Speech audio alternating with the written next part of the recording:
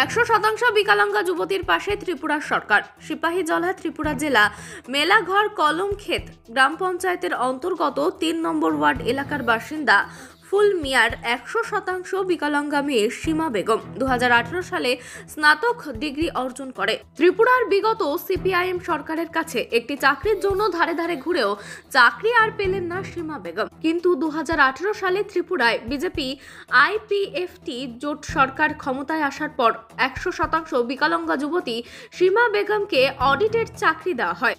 আর সীমা বেগম শুধু চাকরি নয়, পেয়েছে সরকারি ঘর, সরকারি উজ্জ্বলা গ্যাস যোজনা, জলের সুবিধা, বিকলাঙ্গ ভাতা। ত্রিপুরা সরকারের সব রকম সুযোগ সুবিধা পেয়ে সীমা বেগম ত্রিপুরা সরকার এবং কলমক্ষেত গ্রাম পঞ্চায়েতকে ধন্যবাদ জানিয়েছেন।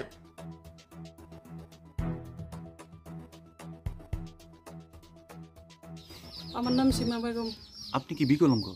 হ্যাঁ, আমি 100% ডিজেবল। কি আপনি সরকার থেকে কোনো সুযোগ সুবিধা পাইছেননি বর্তমান সরকার থেকে? হ্যাঁ, বর্তমান সরকার আমাদের ঘর দিছে, গ্যাস দিছে এবং কি চাকরিও কনফার্ম হয়ে রয়েছে। আপনার শিক্ষাগত যোগ্যতা কতটুকু? আমি বিএ পাস। BA pass. হ্যাঁ। তো বিগত দিনে আপনি এই যে সাহায্যগুলো পেয়েছেন বর্তমান সরকার আমলে পেয়েছেন? হ্যাঁ, বিজেপি।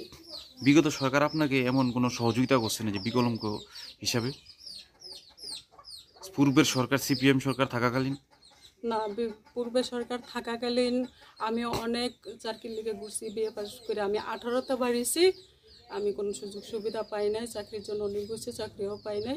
বর্তমান সরকার আমাকে তা দিয়েছে। কি বলবেন একজন বিকলাঙ্গ হিসাবে আজকে এতটুকু সহযোগিতা পেয়েছেন একটা পঞ্চায়েত সরকার থেকে, কি বলবেন?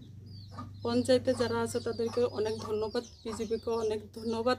আমি বিকলাঙ্গ হিসেবে তারা আমার দিকে সুদৃষ্টিতে তাকিয়েছে, এজন্য তাদেরকে অনেক ধন্যবাদ। মোদিজিকেও অনেক ধন্যবাদ।